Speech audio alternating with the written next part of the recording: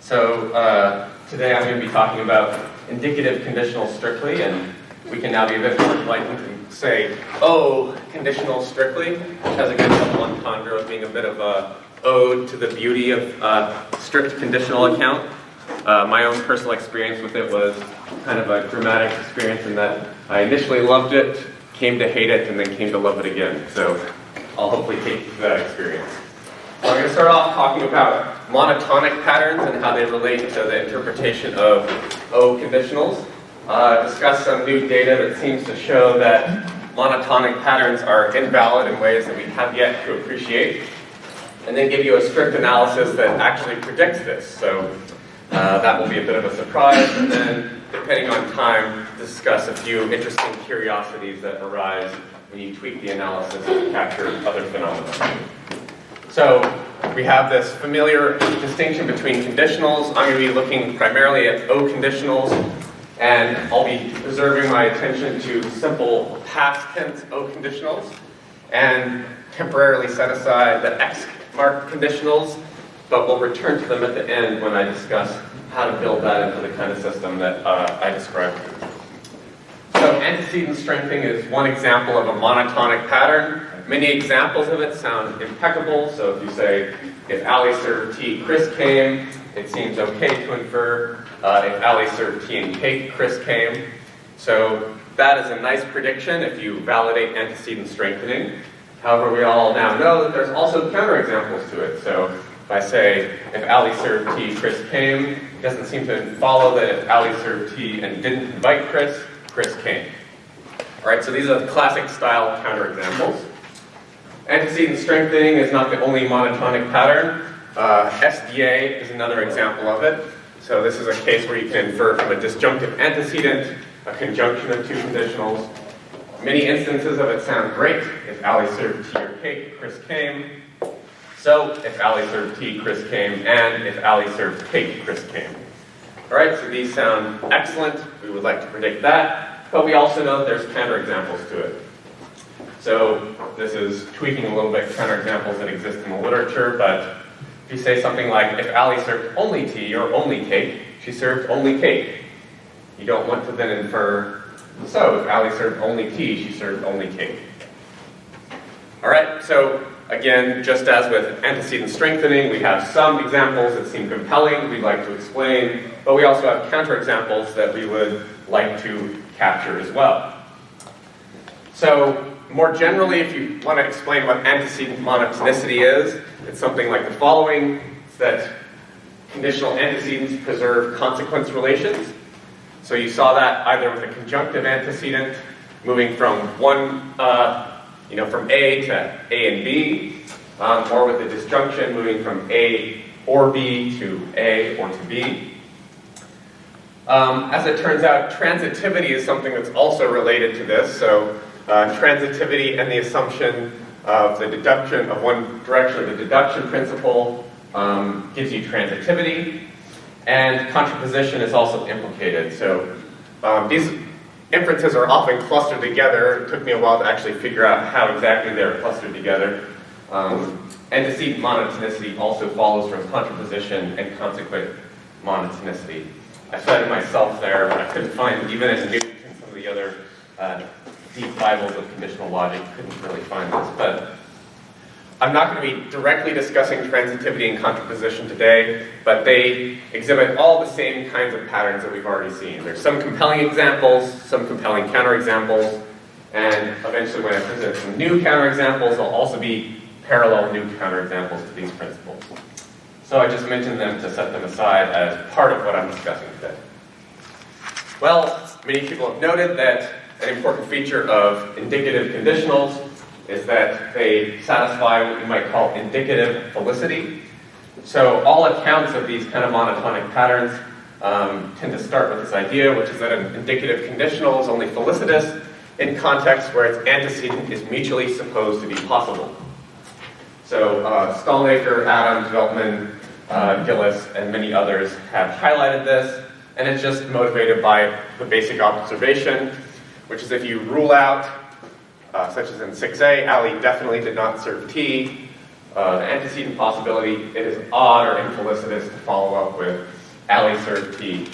If Ali served T, Chris came. Now this isn't to say exactly what explains this infelicity. You could have a purely pragmatic explanation. You could explain it in terms of a semantic presupposition. Eventually that will matter to the accounts we discussed, but for the purposes of labeling a view, indicative felicity is just about the general judgment that it's infelicitous to assert an indicative when its antecedent has been ruled out. All right, well, how does this connect up to entity? Monotonic patterns? Well, as many people noted, when you actually go back and revisit the examples and you make sure that the premise is compatible with the felicity of the conclusion, the old examples still sound good. So maybe Ali served tea and cake. So now we're adding in the felicity condition of 7b to make sure that it's cotenable in some sense with the premise, and it sounds fine. So maybe Ali served tea and cake. If Ali served tea, Chris came. So if Ali served tea and cake, Chris came. But when we look at the counterexamples, this isn't the same.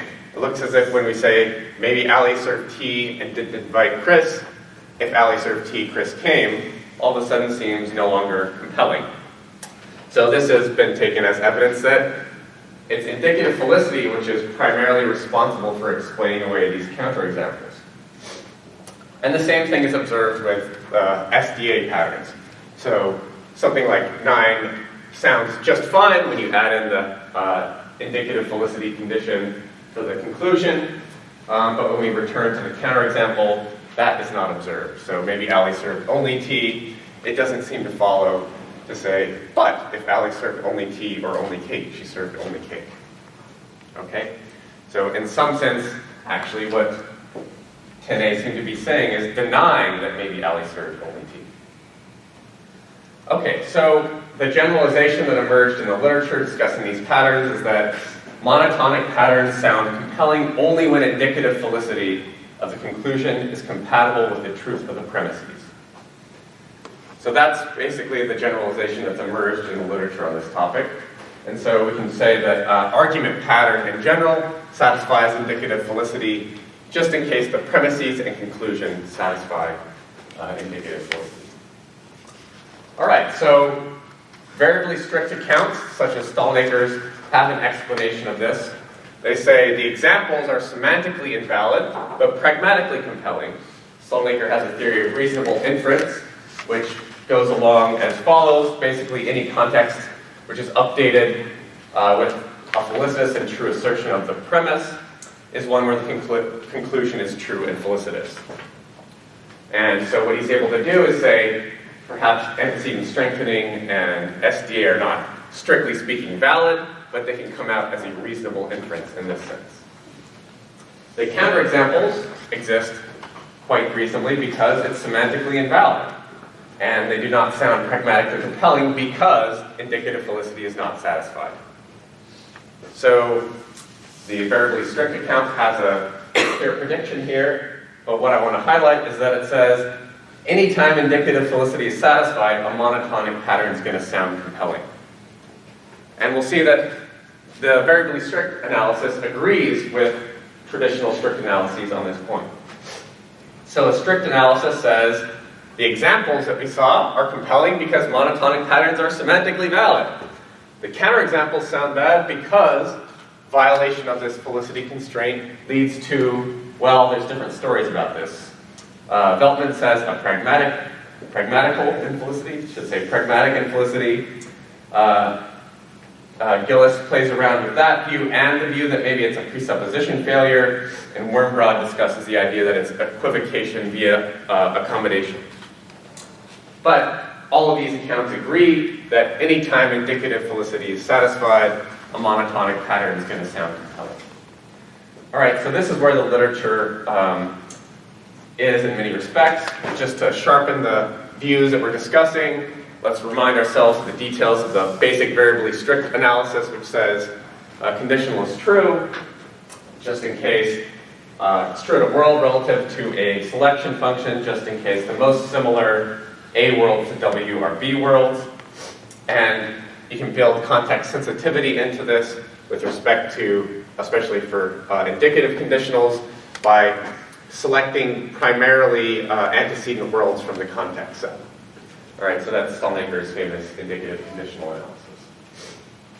All right, so if you want to instead look at it in pictures, what the variably-strict analysis says is, in the most, so you're starting at W0, the first ring around W0 we can say are the closest phi worlds, where phi is the antecedent, and all that it says is that the lined area is empty. So there's no closest antecedent worlds where the consequent is false, but that allows worlds like W1, where the consequent is false, and the antecedent true, as long as it's not among the most similar worlds.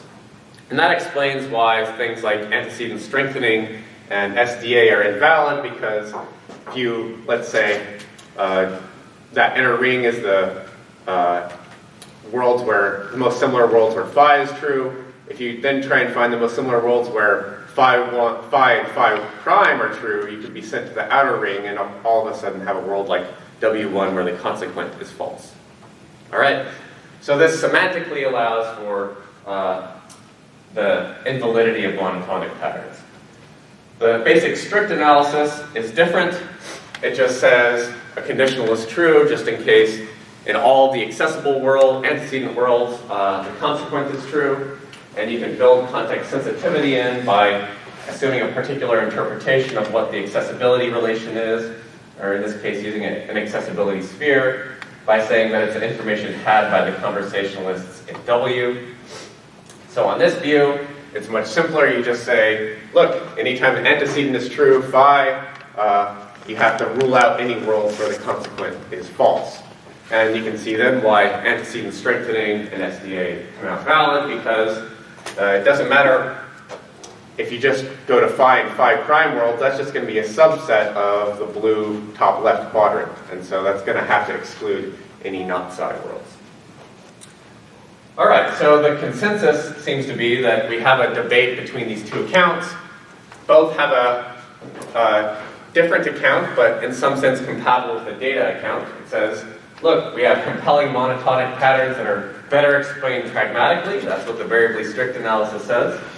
And we have compelling monotonic patterns being better explained semantically. And that's what strict accounts seem to favor. And their shared prediction is that any time indicative felicity is satisfied, a monotonic pattern will sound compelling. All right, so that's the key prediction that I want you to focus in on. And what I'll try and convince you of is that it's not correct. So here's a counterexample to SDA involving epistemic possibility. If the coin came up heads or tails, maybe it came up heads. Doesn't seem to follow if the coin came up tails, maybe it came up heads. Now, when we add in the presupposition of the conclusion to the premise, we still get a bad argument. And the premise still sounds good. So maybe the coin came up tails, but if the coin came up heads or tails, maybe it came up heads. So that premise sounds fine, but the conclusion still does not appear to follow. If the coin came up tails, maybe it came up heads. All right, so unlike the earlier counterexamples, the premise does not become infelicitous when you conjoin it with the felicity condition of the conclusion. So 11 is a counterexample to the key prediction of both the strict and variably-strict analyses, if you think it's a counterexample at all. So this is for SDA. You can find the same kinds of examples for antecedent strengthening. If Ali served T, maybe Chris came. Doesn't seem to follow. If Ali served T and Chris didn't come, maybe Chris came. And it doesn't help to conjoin the premise with the felicity condition of the conclusion, saying maybe Ali served T and Chris didn't come, but if Ali served T, maybe Chris came. All right, and it still doesn't seem to follow if Ali served T. If Ali served T and Chris didn't come, maybe Chris came. All right, so again, unlike our previous counterexample, the premise is not infelicitous when conjoined with conclusion presupposition. So this kind of counterexample to the key prediction seems to be a problem for both the strict and variably strict analyses we've seen. Probably seems to go in for a similar kind of counterexample. If Ali served T, Chris probably came. Doesn't seem to follow that if Ali served T and Chris didn't come, Chris probably came. All right, but again, you can still conjoin the Felicity condition of the conclusion with the premise and get an okay premise. Maybe Ali served T and Chris didn't come, but if Ali served T, Chris probably came. Sounds fun. All right, so again, it seems as though the premise is not infelicitous when conjoined with the conclusion's presupposition. So again, we seem to have a counterexample to the kinds of predictions we get from strict and variably strict accounts alike. All right, and there are indeed more complex but similar counterexamples in a recent paper by Dan Lassiter to SDA. So I'm not going to walk you through all of them, but you can construct the same kinds of counterexamples for the other monotonic patterns like transitivity and contraposition. And the basic style of counterexample exists for all of these monotonic patterns. They don't depend on violations of indicative felicity, so it seems like the shared key prediction of the two views is incorrect. And you might wonder, where should we go from here? There are many options of where to go from here. My own initial observation was just, wow, this looks like a problem for both accounts. But then I suddenly realized that a particular way of telling the strict account actually predicts these kinds of counterexamples. So that's eventually what I'm going to lean towards. But there are some other reasons why you might be interested in a strict analysis, and that's roughly what you might think of as embedded monotonic patterns, and I'll describe what that is, but also something that you might describe as preserving antecedents, as in what we saw with the import-export principle, and another principle that I'll talk about and call antecedent preservation.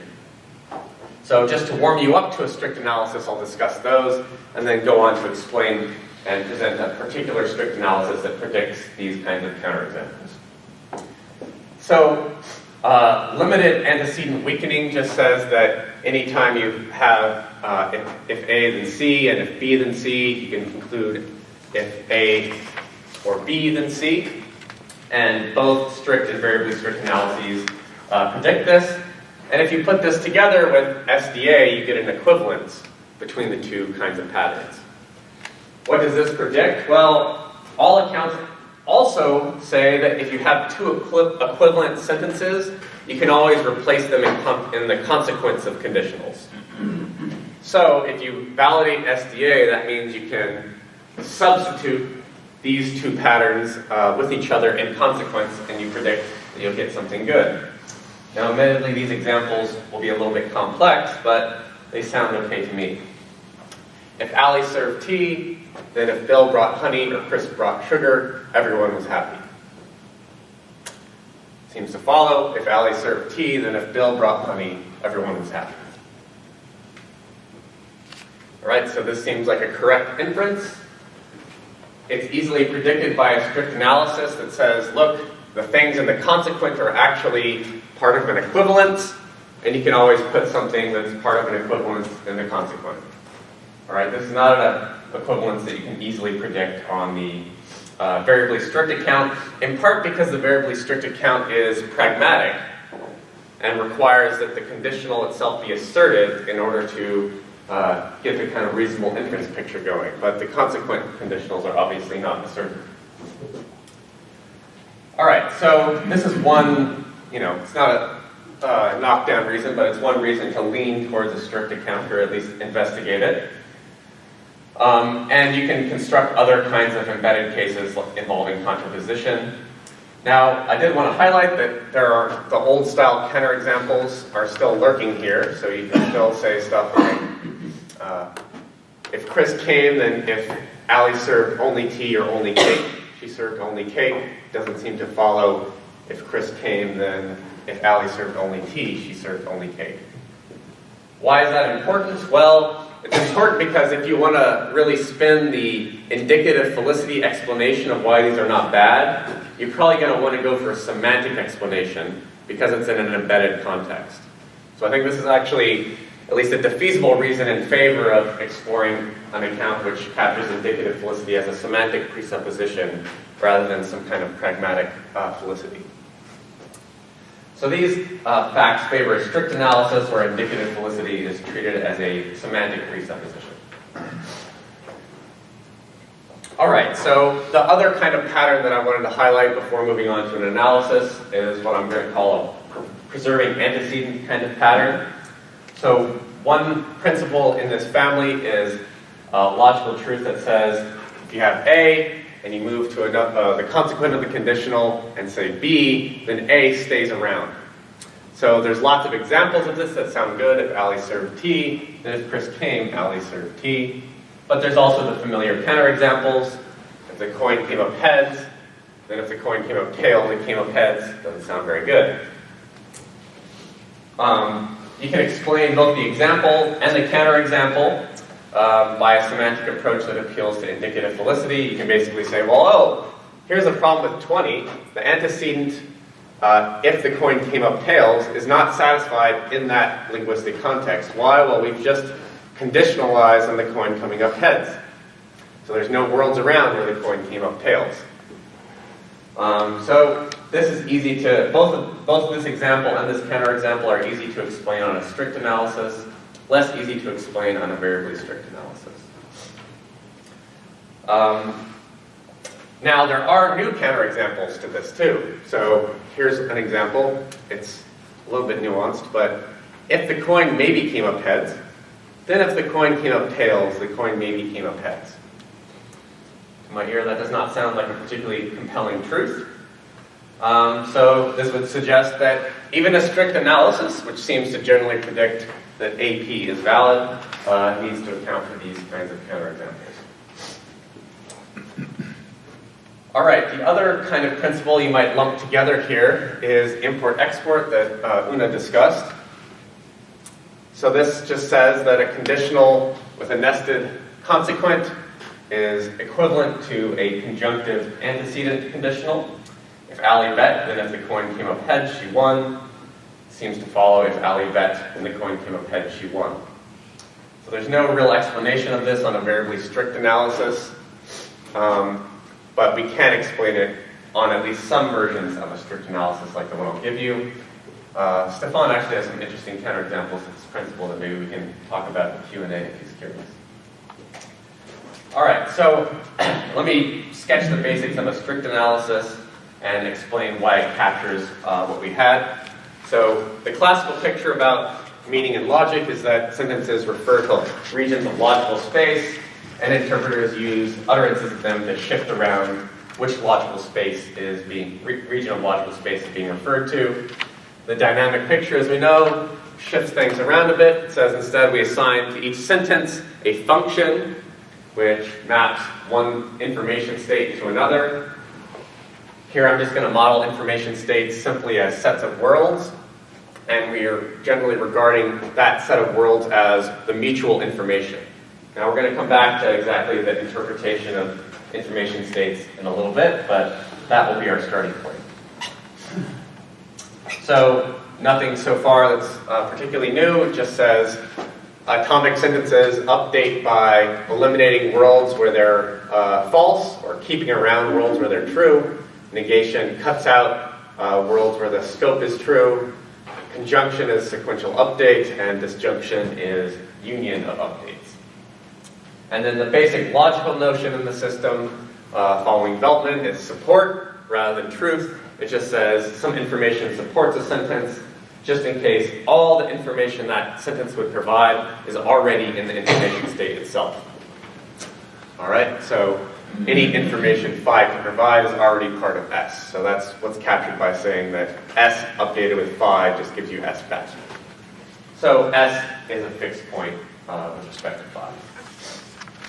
So the dynamic strict conditional view, as Gillis has originally proposed it, just says that conditional tests whether or not updating with the antecedent, the original information state, supports the consequent. If it does, you return back the same information state. Otherwise, you return back the empty information state.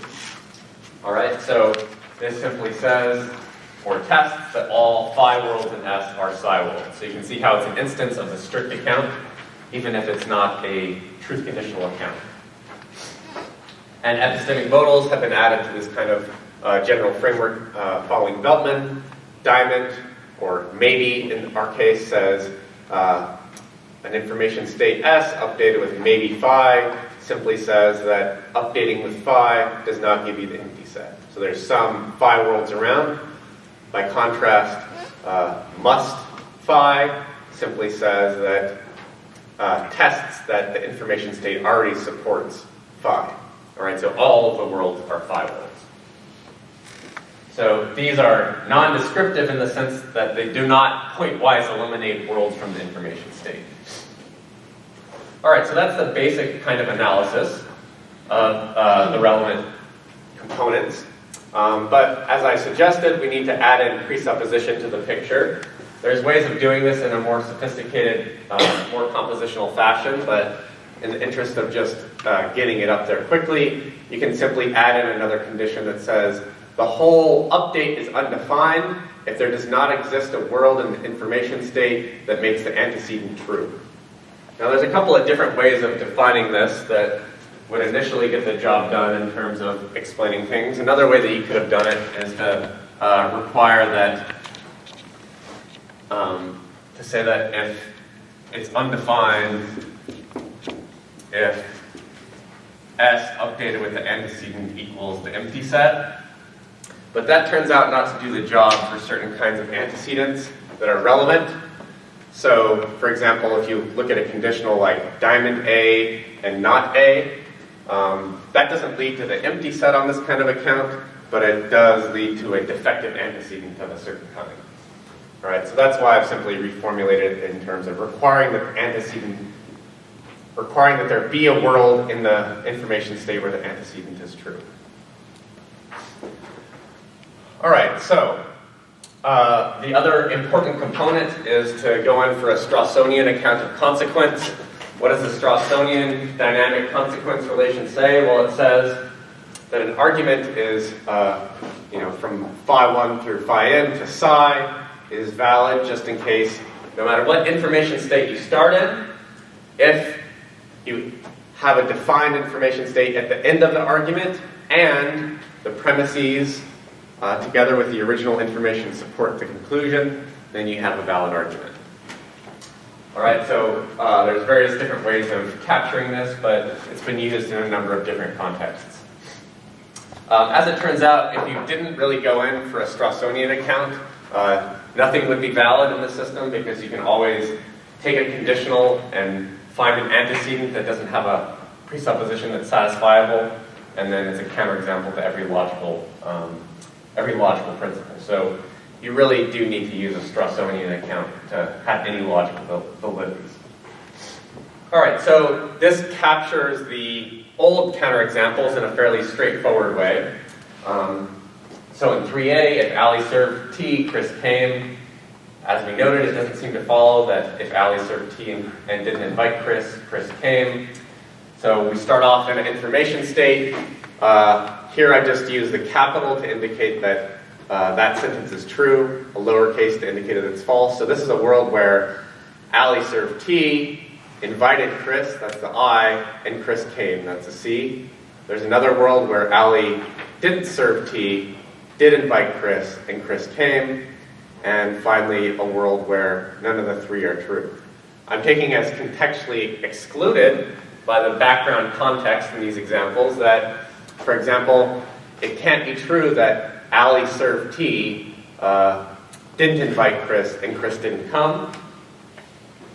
That can't be true that Ali served T and invited Chris, and Chris didn't come. Or these other two options. Basically, this is an option where Chris came and she served tea, but he wasn't invited. I'm just encoding our world knowledge about the example in these cases. All right, so nothing particularly esoteric. Well, if you just chug through the clauses now, it says, well, look,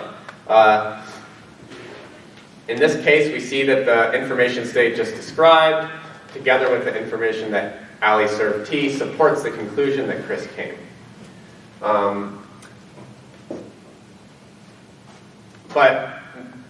Oops, sorry.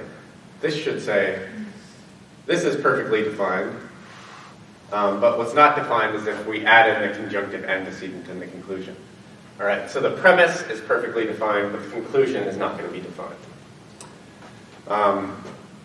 Sorry, I kind of skipped a step here, but I should just have the conjoined antecedent here to see. All right, so this is the beauty of the Straussonian dynamic consequence relation. It says, yeah, look, the state can support this premise, but not support the conclusion, primarily because we're simply ruling out worlds where Ali served T and didn't invite Chris. All right, so there's nothing particularly exciting or new there. But when we turn to the new style counterexamples, we see that we can predict those as well. So here we start in a case where we're looking at the example, Ali served T. If Ali served T, maybe Chris came. So we symbolize that with the arrow and the diamond and the consequent. It doesn't seem to follow that if Ali served T and Chris didn't come, maybe Chris came. How can we predict that? Well, as it turns out, our analysis of the strict conditional and the diamond together predict that this will be invalid. So our information state just contains all possibilities initially. So it will support the premise here. It says, look, if Ali came, then maybe Chris came, since when you update with Ali serving T, there is at least one world where Chris came, this world. However, when we move to the conjoined antecedent, it doesn't come out true, because when you conditionalize on A and not C, that moves you into this world here, and so your information state is not going to support the claim that maybe Chris came. All right, so as it turns out, when you add in this familiar story about epistemic modals and this familiar story of dynamic strict conditionals, it actually predicts that you're going to have failures of these patterns that we're calling monotonic patterns. Why exactly this is the case is roughly because of how diamond in this system works. How does diamond work? Well, diamond has this feature of being not persistent. What is being not persistent? Well, we could say that any sentence in general is persistent, just in case S prime supports phi if S supports phi and S prime is more informed than S, or contains S. So roughly you can just think of this as support for phi persists more information. All right, so even if you add more information, it still supports what you have. Diamond A is not like this. All right, moving from S to a more informed state S prime can eliminate the A worlds, in which case support for diamond A will go out the window. So one of the results that I prove in the paper is just that if the main consequence in the patterns involved are persistent, they have this property that diamond lacks, then antecedent preservation and all monotonic patterns other than contraposition are valid. So it just shows that there's a restricted class of instances of these patterns that are valid. Another important property, it doesn't have a good name, so I gave it my own. Feldman calls it F-stability. I'm calling it miserliness. Phi is miserly, just in case if S prime does not support phi, then, S prime does not support phi if S does not support phi and S prime is more informed than S. So it continues to withhold support even after it gets more informed. All right, so if it doesn't support something, it doesn't change that opinion when it gets more informed. All right, continues to withhold, that's why it's miserly. All right, so as it turns out, box and the conditional are not miserly. Moving from S to S prime can eliminate not B worlds. All right, so it can withhold, so basically you could have, let's say, an A and not B world. So you don't have the conditional being supported, but then if that world gets kicked out, all of a sudden the conditional will then be supported. So the other result that I prove is that if the main consequents are miserly, then contraposition and modus tollens are valid. Okay, so the overall logic that you end up getting is that all of these things are unrestrictedly valid. These are what I like to think of as the good principles. Modus ponens, identity, deduction equivalence, and import-export. But you get only restricted versions of the monotonic pattern. So things like antecedent strengthening, SDA, transitivity, and antecedent preservation. Those things are only valid if you restrict psi to persistent formulas. Those are the ones that are not like the diamond. So this gives you, in some sense, a nice explanation of the kinds of counterexamples we found. It allows through Strawson validity to rule out the cases where indicative felicity is not met, and then gives a principled way of saying why exactly it is we found the new style of counterexamples that I described. And as it turns out, for miserly formulas, we get things coming out valid like contraposition and modus tollens. All right, and as Una highlighted, some people think they're good counterexamples to modus tollens when you have non-miserly psi. So another nice feature of this view that Gillis highlights is that you get at least something that you would like if you're compelled by the restrictor analysis, which says that having a diamond in the consequent is equivalent to having a wide scope diamond in a conjunction, and having a wide scope box is equivalent to either having a narrow scope box in the consequence or no box at all. So all conditionals are in some sense implicit epistemic necessity. All right, so this allows you to get part of what you get from a kind of restrictor style analysis. And in a second, we'll see that we can move ourselves even a little bit closer. All right, so the general picture that I've tried to paint for you is that you can capture some of what we've seen by having informational semantics, where the basic concept is support rather than truth. This involves a dynamic strict conditional, and you have epistemic modals and presuppositional elements. You rely on a Strawsonian dynamic conception of entailment. And it addresses our old style counterexamples and explains our new style counterexamples, and also captures our embedded monotonic patterns and the kind of preservation style patterns. So that all looks quite nice. But I want to outline a few extensions of the project that would hopefully be right in your mind. So these mystic runes highlight the three curiosities I intend to explore. One is truth, one is probably, and the other is X marking. So truth, you might say, has gone out the window. Some people, including Gillis, says, we could have retold the story you just gave us purely in terms of truth conditions. How would we do that? Well, we go back to the original strict conditional view and we make it shiftier. How do we make it shiftier? Well, we allow the context to change such that we add the antecedent to the contextually salient worlds before we check whether or not the consequent follows.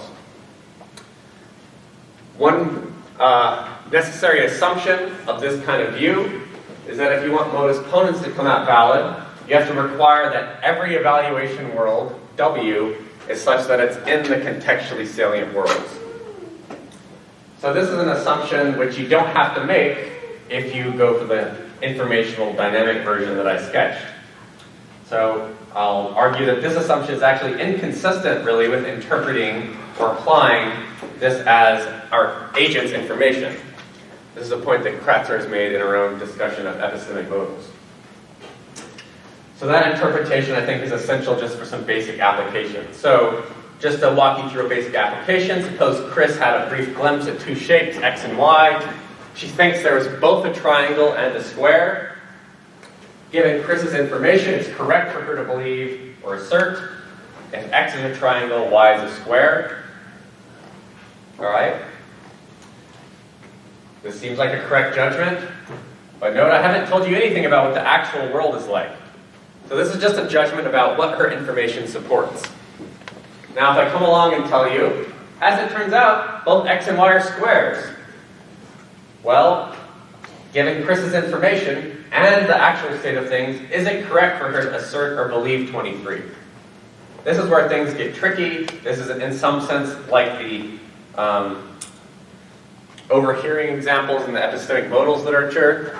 And my judgment is that it's a bit, we induce ambivalence when we force evaluating this conditional from both an uncertain informational perspective and a complete picture of what the world is like. So what I'm going to suggest is that instead we should just allow these as two different ways of evaluating a sentence. We can evaluate it from an uncertain perspective and we get one judgment, or we can evaluate it from a certain perspective and we get a different judgment. And that explains why we're ambivalent about cases like this. So we do have simple judgments about whether some information supports a conditional. Those judgments can occur even without knowing anything about what the world of evaluation is. And when we learn what the world of evaluation is, sometimes our judgments will change or shift or become ambivalent. So one way of capturing this is just to suggest that, look, contextual information alone is what we're using to evaluate some statements of uncertainty. We don't really need a world of evaluation. So judgments are not a product of both the world of evaluation and the contextual information, just the contextual information. And you might say, this is especially makes it clear that because our information can be wrong, we can't require that the actual world, or even the world of evaluation, always be contained in the information state. How exactly would we explain the change of judgment? Well, I highlighted this idea of a certain perspective versus an uncertain perspective, and that comes from the way that I think about truth within a dynamic framework. So I draw back on this great quote: "The universe would only be one fact and one great truth for whoever knew how to embrace it from a single point of view." What does that mean? Well, one way of thinking about dynamic truth is just that it's information that's certain about what the world is like. So we can define truth of a formula as just support in a certain information state about that world. And what's nice about this is that it allows you to entirely recapture classical logic within this system. So it allows a spin, which I like, which is simply that we're interested in the logic of uncertain information, but if you're interested in the logic of certain information, we can do that too by restricting ourselves to information states that are singletons.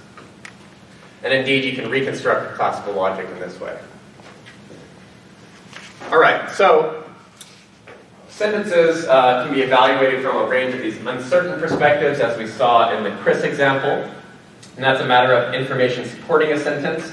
But you can also evaluate it from a range of worldly or certain perspectives. And that's a matter of whether or not the world makes a sentence true. So a case like 23, I propose, involves revealing what the evaluation world is like. And that makes it possible or plausible to both evaluate it with respect to the uncertain information or in terms of the new certain information. Semantics and truth, basically, our earlier definition of the semantics for conditionals and our truth definition actually implies something that has been proposed as, not as a consequence, but as an analysis of indicative conditionals, which is that they're only true if the antecedent is true.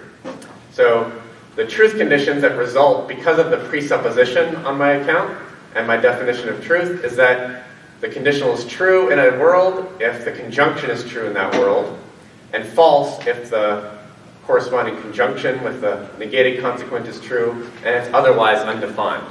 So this is something that, for example, conditional assertion accounts have proposed as an analysis of the meaning of conditionals, but this is something that you recover for free just by thinking about truth in the way that I proposed, and in terms of the dynamic strict account.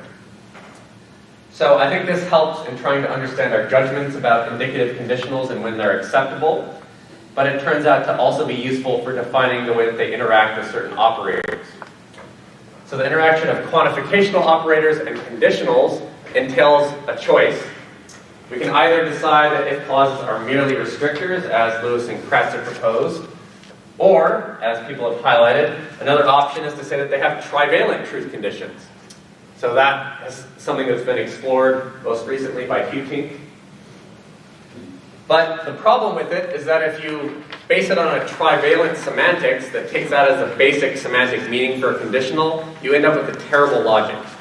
You basically have to choose between the worst consequence of the material conditional, which is that the falsity of a conditional entails the truth of the antecedent, or you have to invalidate modus ponens. So those trivalent accounts are great for handling quantificational operators, but they end up with a fairly compromised conditional logic. But what I'm about to say is that you can have both if you go the kind of direction that I've suggested. The account here doesn't have these logical difficulties because the trivalent truth conditions are entirely irrelevant to the logic. They merely arise as a byproduct of the true meaning and logic of the conditionals. And we can define up operators that appeal to this. So just to give you one example is to discuss probably. So here's one way of handling probably in this system. So here I've enriched information states in a pretty straightforward way. Previously we had a information state S as just being a set of worlds. Now we have it as a pair of a set of worlds and a probability distribution of the familiar sort. It's just a function from propositions to zeros and ones that obeys a Kolmogorov axioms and is normalized over this set of worlds. And this is the way that Yeltsin does it in his modus tollens paper.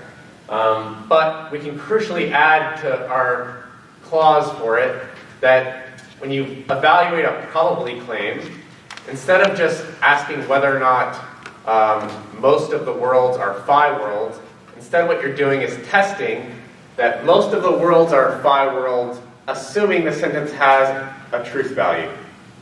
So what this says is, it requires that it be probably true, given that the formula has a truth condition at all. All right, so it just requires that the probability that it's true, given that it has a truth condition, is greater than 0.5. Now there's some other details about the system that I won't go into, but what this nicely has as a consequence is that it doesn't matter how you scope the probably operator, and furthermore that an information state that's probabilistic in this way supports the claim that probably, if A then B, just in case the conditional probability is greater than 0.5. So this is something that people have tried to vindicate to explain some of our judgments about the probability of conditionals. And as it turns out, probably on this view is neither persistent nor miserly. So it's going to go in for counterexamples to all the kinds of monotonic patterns we saw earlier. All right, so it's not really surprising news that a trivalent conditional can mirror conditional probability in this way. So Di Finetti anticipated that long ago. But what's new here is that we get that for free out of a semantics which doesn't take trivalent truth conditions as its basic semantic clauses. All right, finally, subjunctives or exivs. So we had our new indicative counterexample to something like antecedent preservation. I want to look at whether or not that applies to subjunctives or X-marked conditionals. So let's first read through this one. If the coin maybe came up heads, then, now I've added in some additional particles, then even if the coin came up tails, the coin maybe also came up heads. That still sounds bad to me, even with the even and also. Do people agree? Okay, well, let's consider its subjunctive counterpart. And at least for the purposes of the example, let's say we don't know the outcome of a past coin flip. If the coin could have come up heads, then even if the coin came up tails, the coin could also have come up heads. That sounds okay to me. That's a bit surprising. However, it's not surprising if you go in for the theory of X marking that I put forward in my 2014 paper, in which subjunctive antecedents have a counterfactual expansion operator, which is also crucially included in whatever modals you have in the consequent as well. And basically what this will say is you need to go to a context in which it's possible, in which you end up with a non-empty set when you expand to include H worlds. Well, what happens is you tested that you have a non-empty set of H worlds, then you get to this next step, and the expansion operator takes you farther out to include not H worlds. So then it's still going to test whether or not you can expand to include some H worlds. Well, the way the expansion is defined allows that to be possible. So this definition of the expansion operator that we'll see in a second actually predicts that this kind of example should be okay. So the judgments here, I agree, are a bit nuanced, but I just wanted to explain quickly what this expansion operator is and how it works. So the rough idea is pretty familiar. It just says, look, you start off with an information state and a selection function, and you move to worlds W prime, where if there is a world in information state such that W prime is the most similar A world to W, then it gets into the set. So you start in the context set, and if A is already, if you're looking at a world that's already an A world, and in the context set you keep that. But if it's not, then you expand out to include the closest A world. So you end up with a set of only A worlds, but some of which are outside of the context set. All right, so so I embedded this operator in the antecedent of conditionals in my original paper, which in a way implements the past as modal hypothesis that W prime may be outside S. It depends on the selection function and the context whether or not you're going to end up outside the context set or not. And so what this kind of conditional will amount to saying is it tests whether or not this enriched information state still supports the possibility of expanding to find some H worlds. So basically you can read this as saying it's possible to expand to find some H worlds. All right, so let's suppose that test is passed. You can expand to find some H worlds. You then test whether or not expanding to find some, sorry, that should be not H worlds. So the next step is to expand to find some not H worlds, and seeing whether or not you have any H worlds around. So basically, because you always have this expansion operator in there, in the first case you test whether or not it's possible to expand to find some H worlds, then you expand to find some not H worlds, and then you test whether it's possible to then expand again to find some H worlds. So this because of including the expansion in that way, you end up coming out with something that is possible. So quite unlike the epistemic variety, this kind of operator can persist, unlike the purely epistemic version. And so I think this is borne out in the predictions. I think the new style counterexamples don't sound nearly as good for X-mark conditionals. I'll be curious to see what you guys think. So let's say Allie didn't toast, she didn't serve anything. If Allie had served only tea or only cake, she could have served only tea. What do you think about if Allie had served only cakes? She could also have served only tea.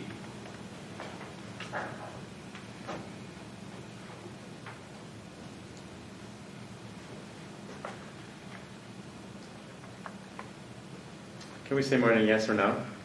Yeah, you can say... Could you say something to convince us that it's a genuine counterfactual as opposed to an evidential, an epistemic conditional with some kind of Well, that's why I tried to make it clear that the antecedent is false.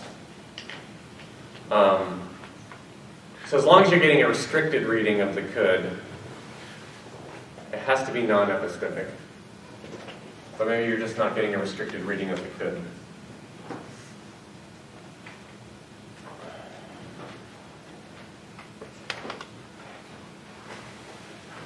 So Allie didn't host, she didn't serve anything, she definitely didn't serve only tea, she definitely didn't serve only cakes.